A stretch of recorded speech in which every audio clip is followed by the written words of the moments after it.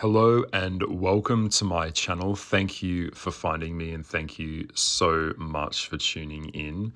Today I'm showing you what I do as an astrologer. I do these videos from time to time where someone will ask me, could you look at someone's chart? And quite often they are celebrities or public figures. And I just jump in and go, yeah, sure, let's do it. Why not? Let's have a look and let's talk about their chart.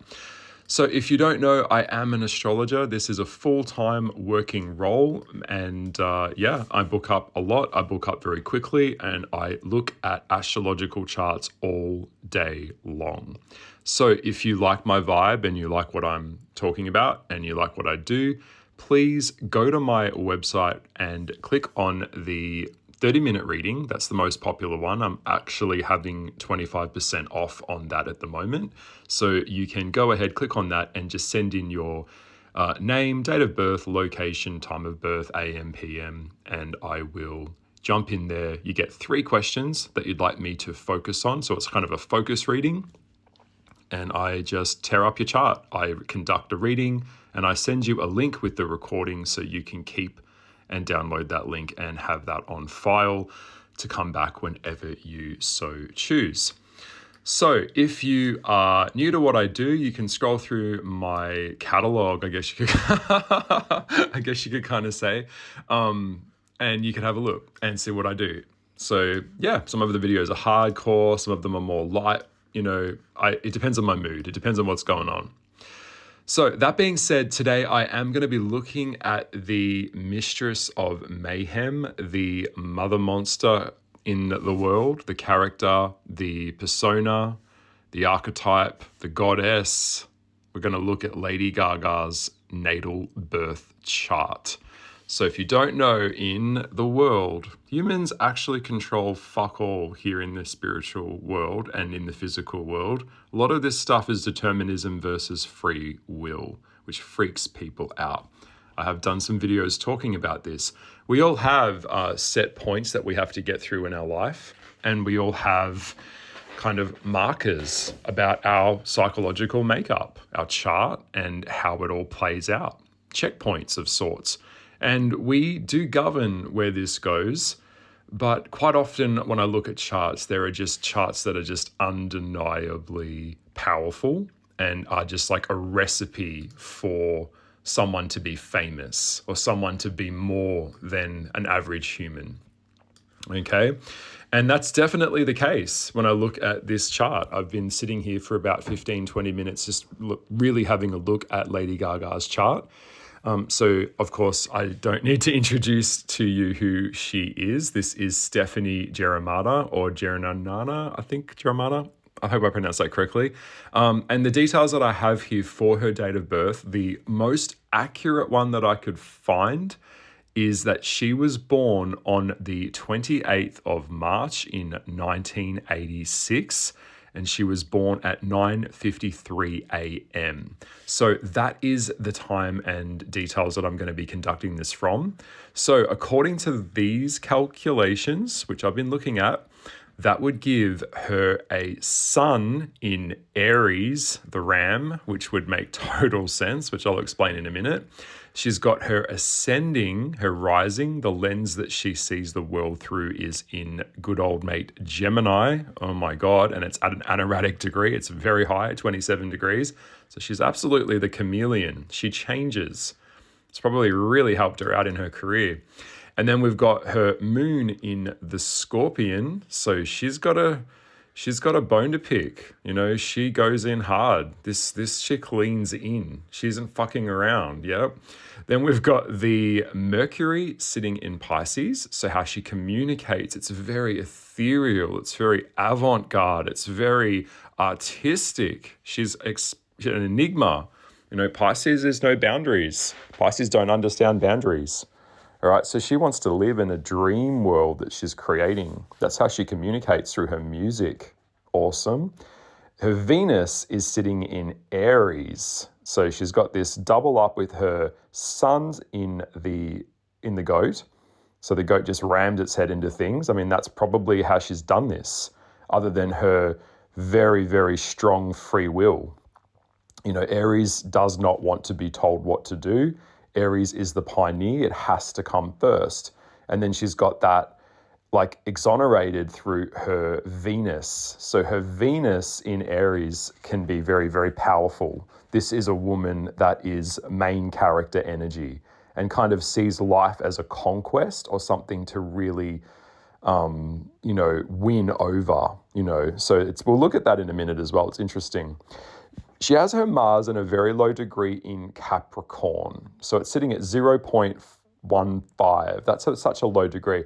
Some astrologers will look at that and go, yeah, she's a Mars in Capricorn. She's a bit of a drill sergeant when she's really got her mission. And I would say, as an astrologer, how I look at it at a low degree like that is I don't make it all about the Capricorn.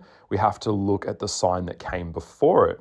And the sign that came before, or the sign that comes before Capricorn in astrology and in the houses, is of course the ninth house ruling in Sagittarius. So I kind of see her more as a Mars in Sag. So you can disagree with me, but that's how I see it, right? So, and that would make sense because she wants to travel the world. She wants to conquer the world. She's got a lot of a lot of spiritual themes, a lot of occult themes, a lot of open-minded spiritual concepts go into her work. All right, so she's all about the culture of the world. All right, so there's this expansion that she wants. She wants to go into the world and expand. So a Mars in Capricorn with a cusp in the Sagittarius is actually quite a difficult person to date. All right, I'll get onto that in a minute. And then we've got her Jupiter in Pisces, which is just like, to me, when I look at that, that's like the people's princess. That's like Princess Diana stuff. That's like everyone just falls in love with her. She's relatable. She will shake your hand. She can go to parties that are very glamorous with like oligarchs and kings and queens and people that are very well to do. And then she could walk out on the street and go out into like a kebab shop in Manhattan and buy a kebab. So she's not pretentious. She's relatable. And that Aries sun is beautifully playing out in a square against that Jupiter in Pisces. So she's got this kind of aspect to her where she's definitely placed herself above everyone, but she's made it so she's relatable to everyone. So the Jupiter in Pisces to me is someone that can't stand suffering of others in the world and wants to see everyone as equal. So it's a humanitarian person, okay? And so when I'm just looking at this, her midheaven, which is interesting, where was her midheaven sitting? So she had a midheaven in, oh yes, that would make sense. She's got a midheaven sitting in Aquarius. So Aquarius midheaven people are all about like organizations for communications of, well, not really communications, but she's an excellent communicator, but it's community. It's like does she have like, I don't know, I haven't followed her in a long time, but it's like she wants to make a difference in the world. She wants to make an influence in the world with people in terms of organizations that are non-for-profit, people like sending aid to countries, things like that. So she's got a very strong network. So a Chiron in Aquarius is collaboration because it's playing out for her in the 7th house, which is Libra.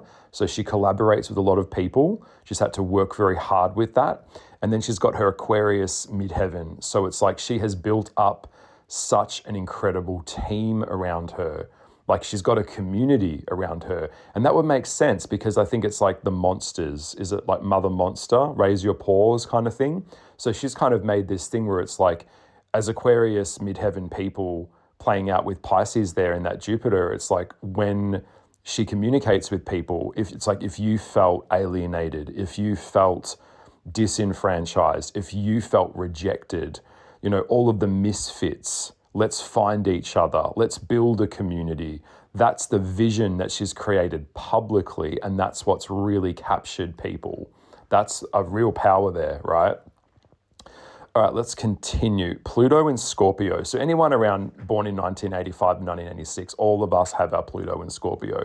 I have my Pluto in Scorpio as well. So when she is down, she is fucking down, like depressed.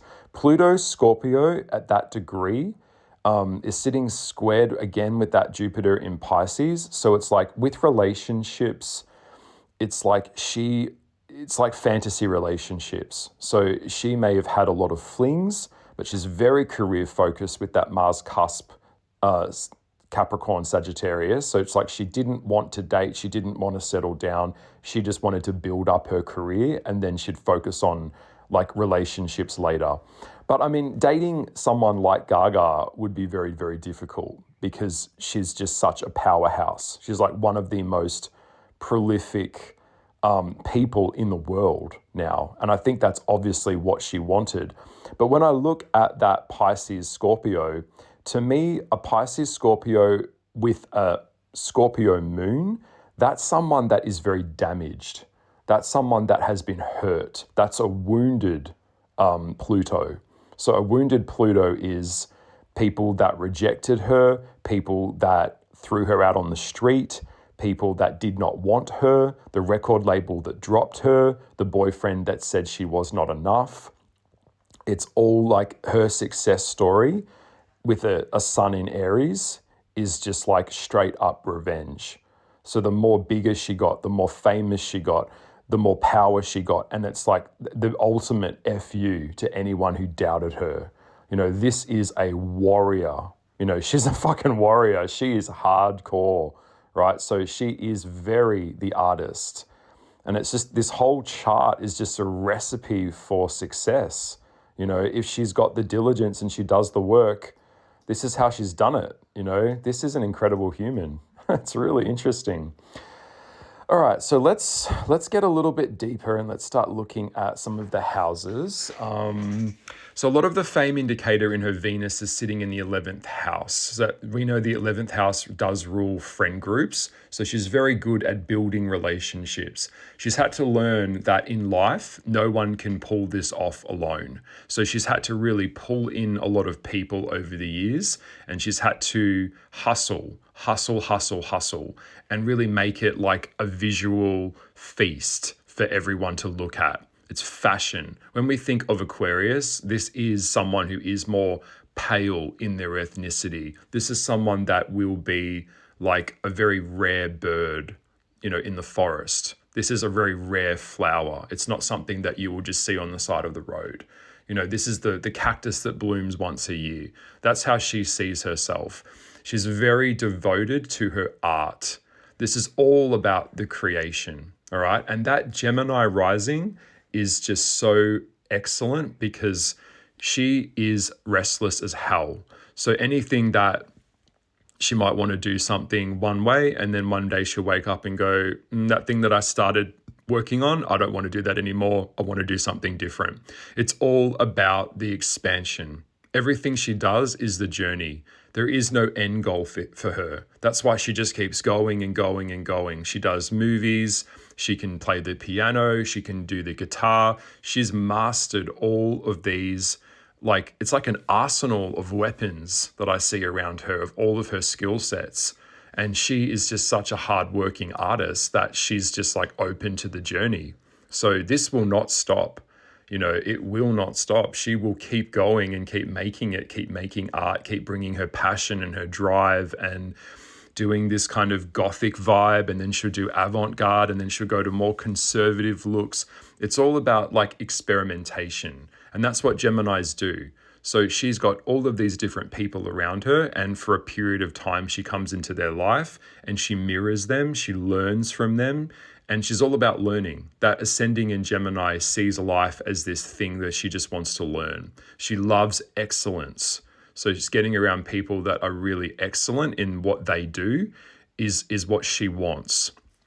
And that fame aspect to her and her work ethic and her mindset is very, very strong in the Aries. So it's like her conviction. You know, Aries have a lot of conviction to making something, bringing it into reality. You know, Aries is like the underdog in some ways. You know, it's like the more that you break them, the more that you hold them down, the Aries comes up with a mean left hook. You know, so rather than get revenge on her boyfriend, she would just, go and sit in the studio and make another album and work on a song. And her Scorpio moon takes all of that pain and emotion and it brings that up into like this fearlessness. You know, it's like, do not fuck with her. It's like her energy is very unstoppable. And it's her force that's brought all of this into the world and all of her accomplishments. But it's like she's been working so hard. What I get here with that Aries moon, I'm not sure if she had in that first Saturn return, she kind of burned herself out a few times. So it's like she goes up, like Aries sun with the Gemini ascending to me is someone that goes up really, really high and then comes crashing right back down really, really low. So it's up and down, up and down. That's the vibe that I get with her. It's a lot. So I think she does have some medical problems because she just pushes herself to such an extreme. And it's like when she's around people, she really holds them. She holds space for them. She speaks nicely of them. She speaks well of them. And that's her Mercury in Pisces. You know, it's all about taking people in as a part of herself. And that's part of her energy. Also with her art, I see like a lot of like club kid movement, a lot of like 1950s. Like she really studied pop culture. She studied art. She studied like surrealism, you know, Warhol, Cubism. She's really looked at a lot of artists. I think she's also worked with Marina Abramovich or done some training under her eye as well, which is really interesting, which is very occult-like. And we know that a lot of her placements do sit in the ninth house, back in the spiritual world, which is Sagittarius, which is Marina Abramovich. So it's like working with energy, working with occult symbols, working with experimenting with frequencies. She's very into like that type of really hardcore performative art. You know, she is a performer. She knows how to put on a show. Aries all the way. It's a pioneer. It's coming through and she wants to be first. So it's like with her Aries sun, it's like she's learned that in life you have to get there first. You know, in a fight, the person that goes there the first, the person that goes the furthest in a fight is the person who wins. So that's how she sees it. So she's got all of these ideas and books. I wouldn't be surprised if she's got scribbles and ideas for future albums. You know, she did Born This Way, Art Pop. What was it? This latest one she's done, Mayhem, with the song Abracadabra. A lot of very heavy, mystical, occult imagery. She likes to play with that a lot in her work. Her Jupiter in Pisces likes to keep people guessing. You know, did she do deals with demons? You know, she likes to have a bit of mystery to her. She's all about the mystery. And that's the thing, is as an artist, she likes to get right to the edge of a boundary. Mercury Pisces and her Venus Aries fearless. Jupiter in Pisces is someone that would show up to the Met Gala or an award show wearing like meat, like stuck on meat. And then that plays out against with her Aquarius midheaven. So she'd be like bringing attention to things. I think she was doing a thing where she was like bringing attention to like don't kiss, don't tell, like people in the army. And her point was like, if someone is prepared to give up their life for their country, who gives a fuck about what sexuality they have towards loving someone else? So she's all about equality in that way. She wants it to be fair. Okay. So that's how she sees it. And all of that Venusian energy, that Venus energy that she's got, it's all like sitting in collaboration. So art and fashion and getting inspired by other people and then kind of her bringing her interpretation of that. So it's kind of renewing things from the past that she brings back into the future as well, which is really awesome, particularly around fashion. You know, and I think I did go and see Lady Gaga way back in the early days. It was like 2008, 2009, when I was living in Melbourne. And I went to the Rod Laver Arena to go and see her. And I do remember I had like really good seats and I was like down at the front and she laid on the floor of the arena. And it was like, I think it was like 35,000 people there or something. It was quite a lot of people. It was a packed house, right? The energy was electric. And this was her first album. This wasn't even Born This Way. It was like, all of those hits. Like I think the first one she had was like Just Dance or something. And the record label had told her that your first album is too dark. It needs to have more kind of pop cherry shit in it for the kids. And they wanted to appeal to a younger audience to get more record sales. And I think she added that song. The song the song had like Cherry Cherry Boom Boom, if you know the one, that song, like, and she was like done up like a little doll. Do you remember that one? And she never really, I don't think she's really sung that song again since she did it, because she didn't like doing it because it wasn't her, but she did it because she had to appease her label as like a fuck you, and she never sung it again. So I think it was her, yeah, it was her laying on the floor. And I remember the energy was really pouring, the frequency of the energy of the crowd. She had found a way to channel that energy into herself. And she was laying on the ground and said with her microphone, "Do you think I'm pretty?" And then the crowd just went wild and just like, "I need you to clap for me." And everyone started clapping and just like, "Louder, louder." And what it was she said, "Stop." She's like, "I'm like Tinkerbell. I'll die if you don't clap louder." It's like this frequency of just a hurt child. And she said, "When I was young at school, people didn't pay much attention to me. So now I need you to clap for me." So it's like what we have here is that wounded moon in Scorpio, is that she, in a second, can go back to her inner child in her past and be like, look at that again in that place that she was, and pull from that to motivate her to get more or be more than she is. So it's like she's kind of chasing her own tail sometimes with how good she thinks she is, and knowing that she doesn't really care necessarily about what she's done. She's always just kind of moving forward. And that's what Aries is about. It's about moving into new territory that she has not done before. So as an artist, it's all about moving into a different exploration. And that's all the ninth house, which is what the ninth house does in Sagittarius. It's about expansion. So it's interesting that comes up. And I did see a little bit, I didn't watch the whole thing, but there was a documentary about her talking about how sometimes she just feels like a loser. And she's just this wounded child that was, I think she was like thrown in a rubbish bin or something when she was a kid. And she just, something clicked in her brain and she's like, fuck this. I'm going to become, this mother monster character. So also with that Jupiter in Pisces, there is a character that she's created. Remember, when we look at a lot of pop stars, a lot of them create like an avatar that they live through. So like they'll change their name, like Katy Perry. A lot of them change their name. So they create this kind of thing that becomes something that is way beyond what they are. All right. So her Uranus in Sagittarius is that she knows how to play.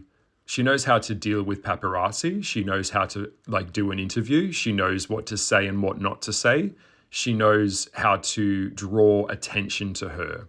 And so she's had to work really hard to draw attention to herself and keep reinventing herself. That's the Gemini ascending. It's just typically in a day, she could probably change her clothes 5-6 times in a day. I wouldn't be surprised. It all depends on the energy, the feeling, what's happening, because it's always shifting and changing.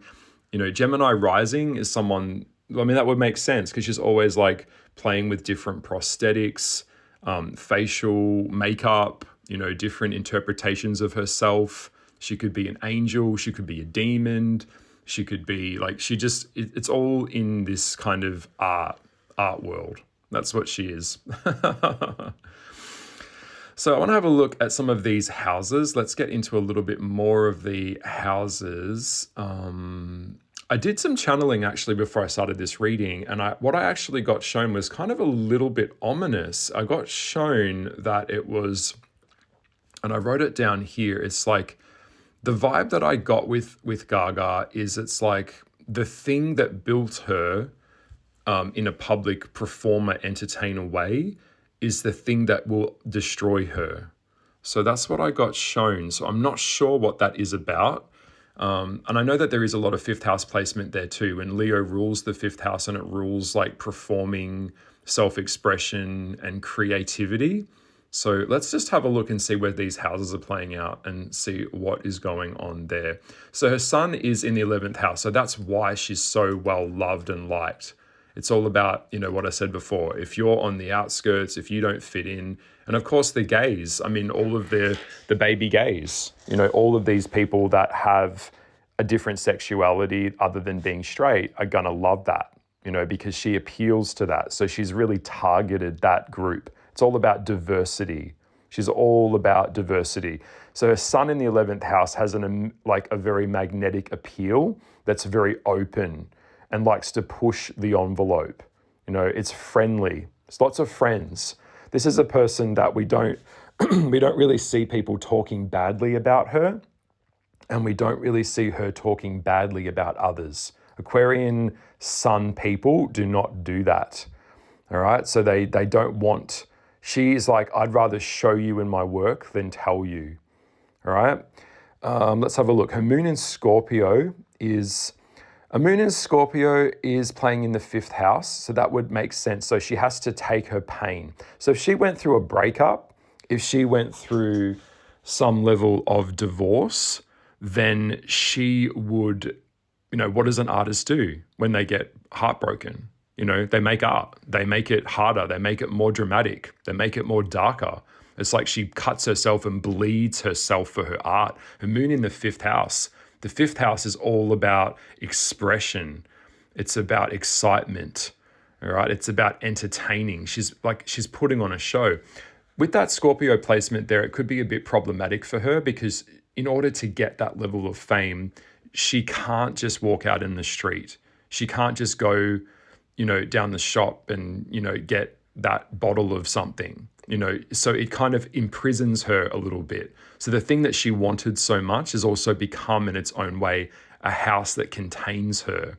So she'll never have a normal life, but she understands that she had to give up anonymity, to become this creative person.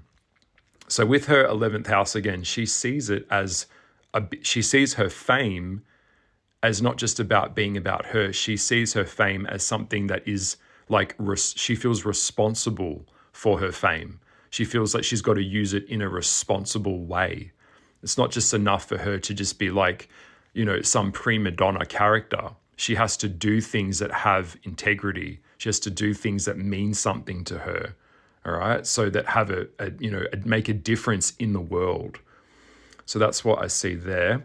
And then she's got her Mercury in Pisces. So look, like I said, in relationships with her Mercury in Pisces, and that's playing out in the 10th house, her real relationship or her real marriage is actually with her fans. It's with the people that support her. I don't see a Mercury in Pisces in the 10th house to me is not someone necessarily that has children of their own. They see the kids of the world as their children. There's a little bit of a similarity here to Princess Diana. She's like the people's princess, if that kind of makes sense. But yeah, she does speak very, very well. Her communication sometimes is a bit aloof. So she can lead a conversation because Mercury rules how she processes data. She knows how to maneuver an interview into something that could perhaps get an outcome that she wants. All right. And now her Venus in Aries, so love hasn't been easy for her. A Venus in Aries sometimes can see love as like a conquest. She likes, when in her 20s, before her first Saturn return, she has played hard. So she's had a lot of lovers. She's had a lot of love affairs, a lot of whirlwind fucks that have come in her life, and they've come in her life and gone straight back out the door again. Venus for her in the 11th house is also people that could be using her or people that tried to date her or get into her circle of friends, because 11th house Venus people are very much connected to their friends and their contacts to try and level themselves up.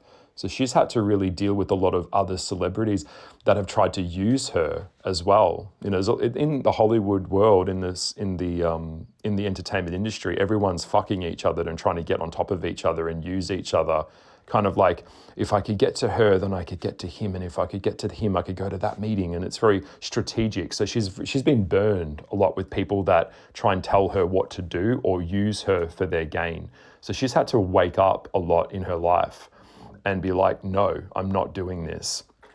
Also with an Aries Venus, because Venus is how we love and it's beauty, she can't have, like her being in a marriage with someone that is famous will not work. She is the star. She has to be in the middle.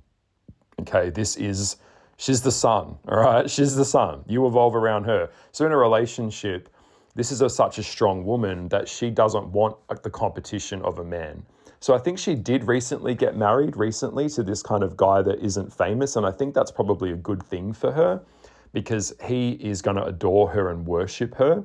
I mean, how could you compete with something so powerful? So it's like she needs someone that gives her head, her Venus, because a Venus in Aries needs a soft place to land. It can't be in a partnership with someone that's competing with them. It needs to be with someone that nurtures her. So I don't know if he's a Cancer or a Libra. If anyone knows what his star sign is, put it in the comments. It'll be interesting to find out who she's kind of settled with. But yeah, Venus in the 11th house is her relationship with friends is the most important thing to her. You know, the people that she treasures and the memories that she's created on her journey. This has been one hell of a journey. All right, so Mars in Capricorn, let's have a look there.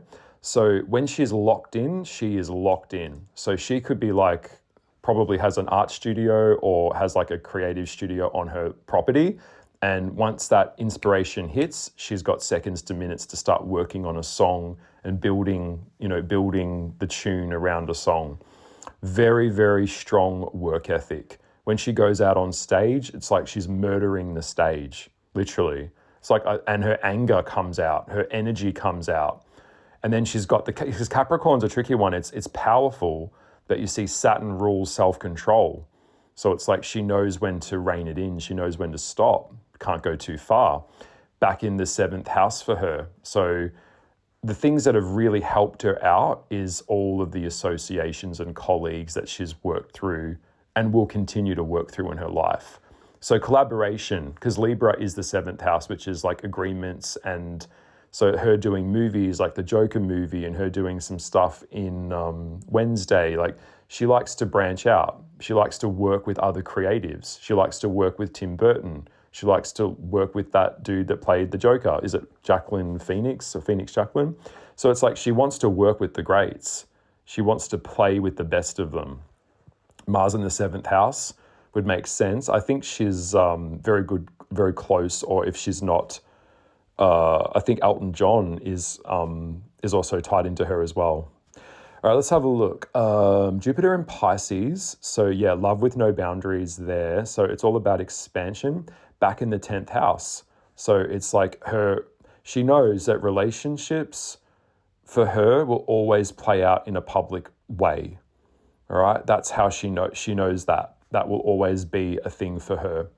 And it's not going to be easy because when she falls in love, she can fall in love very deep and very heavy because her moon in Scorpio is like a heavy lover, but lots of like connections and love affairs that have happened in her life that have been very dreamy and not very like based in reality, not real. But that's kind of where she likes to live. And I think a lot of artists know that. I'm the same. Like in terms of like my day-to-day life, I like it to be magical. I like it to be a bit detached from the hell of the world, the 9 to 5.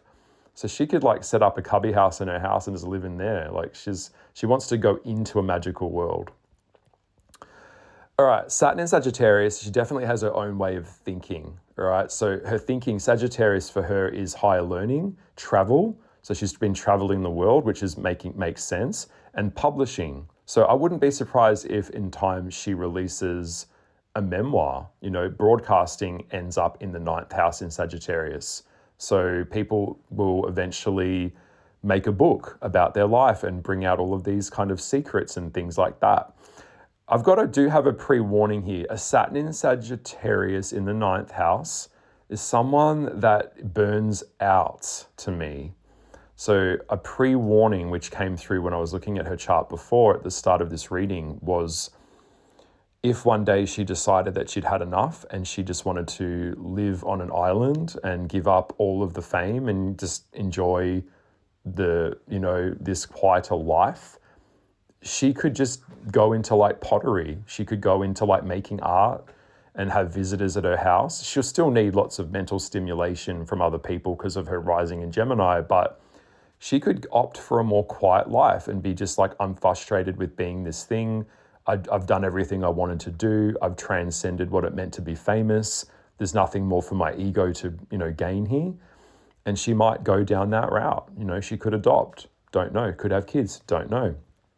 So that's interesting. And then she might even do something different, like making art, like actually making paintings. She's mastered other art forms, so why not master something else? Uranus in the sixth house, so she's not overly good with technology. She's got people, it's like she's got people around her that help her a lot with that, but she's not overly interested in matters of tech. That doesn't interest her. What she is interested in the ninth house is raw energy, raw spiritual energy, okay, and philosophical thinking and wisdom. But she needs to be free. She needs freedom. If you cannot contain this woman. Now, Pluto in Scorpio is, a very sensual lover, but she is going to be prone to a lot of betrayal. Pluto in Scorpio is deep betrayal. So people that have turned on her, people that have used her, has really, really burnt her. That's one of her things. Now, her Lilith is in Gemini, so at times she'll be very quiet. She just wants peace. She doesn't want to talk because Lilith reverses that of what it sits in. So, and I've noticed actually as well, her Chiron is in the same place as mine, which is in Gemini. So it's like she doesn't feel understood. So the more that she tries to explain something, the more that she tries to communicate something, sometimes it feels like songs that she created or things that she's done did not get intellectually met the way that she wanted them to. So there's a lot of fear of disappointment and sometimes even judgment about how she translates her communication. And there is doubt around that. So the Chiron, the wound that she has to heal, is being understood by people. She feels misunderstood by people. That's why she keeps doing this. All right. Now, also the wound in Chiron in Gemini, I have noticed, is also the wound of sibling rivalry. So I don't know if she's got a younger sister or someone, but it's like sometimes she can be pitted against other people. That can happen there. But yeah, I hope you've enjoyed this chart. Her North Node is, let's have a look. North Node is in Taurus. So North Node in Taurus is someone that is moving in towards materiality and security. North Node in Taurus is sitting in the second house. So she's already done that. She's already made millions and millions of dollars. I wouldn't be surprised if she was in the billion range right now. So like Taylor Swift is, but it's like she has learned or will learn in this life that, materiality comes and goes. Her Venus in that as well is beauty comes and goes. It fades. It doesn't stay. So she's had to really struggle with her own sense of beauty and how she sees herself in the mirror as well. But yeah, understanding resources. So don't be surprised if she lives in more of a modern house, like a modest house. She doesn't need to have, a mansion in every city of the world. She's not really overly interested in the acquisition of materiality.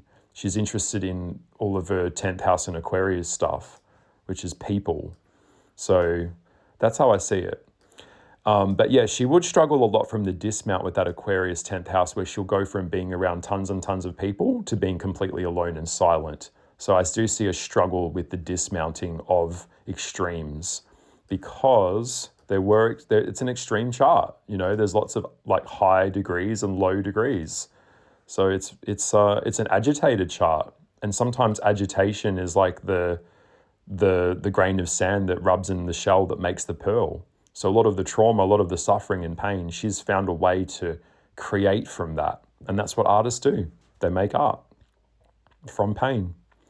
So she's got a relationship with chaos. And I think one of her songs in her latest album is called Chaos. Life is chaos. Gemini rising is fucking chaotic. It's learning to navigate that.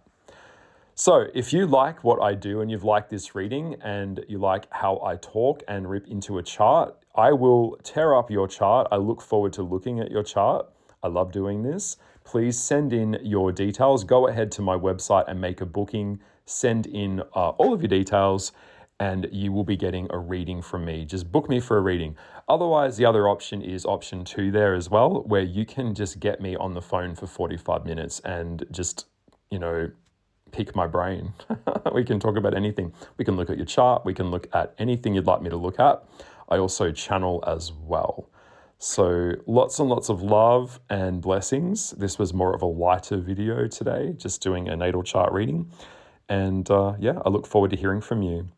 Bye, bye, bye.